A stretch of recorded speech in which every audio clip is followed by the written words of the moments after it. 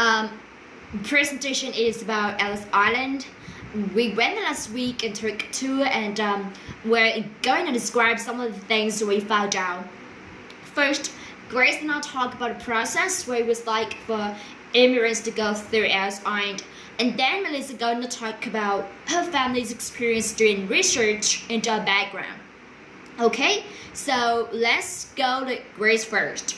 Hi, I'm going to talk about the first part of the process of going through Ellis Island, the different stages that the immigrants had to go through. Okay, first, one important thing to remember is that Ellis Island was only used for the poorest immigrant, the third-class passengers. The first and second-class passengers were processed on the ship.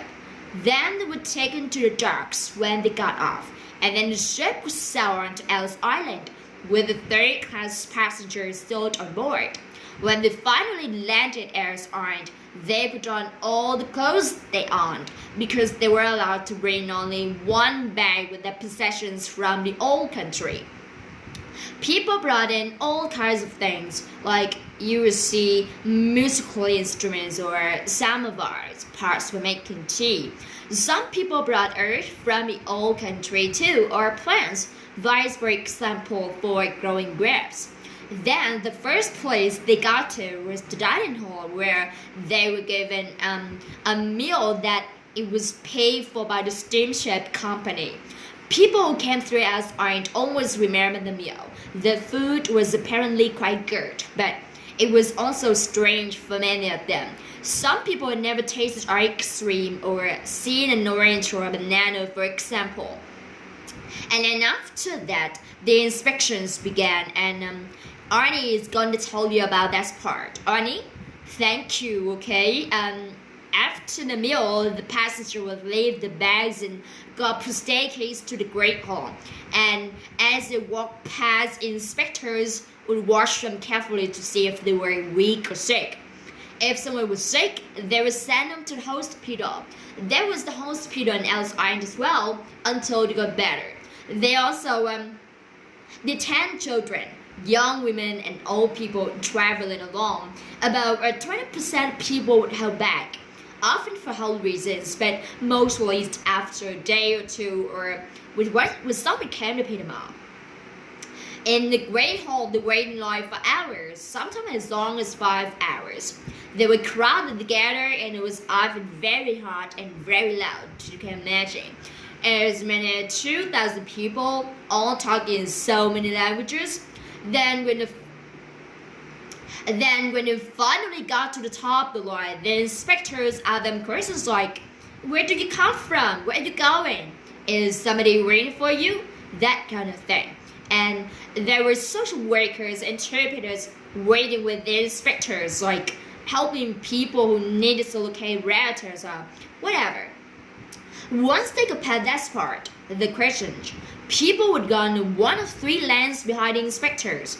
The first lane was for the detention center if you were being held back. The second lane was for the railroad ticket office, for the train station. And the third lane was down the stairs to the area where people were waiting. There was the post there that was called the kissing post, because that's where the scene of so many reunions. Husbands met the wives and fathers met the children they had seen in years, and then the immigrants went up to start a new life. So now let's talk about her family's experience tracing the ancestors. Well, my great-grandfather came in from Ireland, and me and Sean actually used Ellis Island records to the research and found out where it came from. So I'm going to talk a bit about that. Basically, what we have in Ellis Island is the ship records and the immigration information of every arriving passenger with like the day that they came in, the age, and the town they came from. So if you know, for example, your ancestor's name, the year they arrived, or where he or she came from, you can look them up. So that's what we did. My Aunt Sean wanted to know more about her grandfather, My great-grandfather, he died before I was born, but apparently he was a great musician. He played a fiddle and sang at family events. Well, John knew they come from Cork in Ireland, but she didn't know where in Cork because he never spoke about it.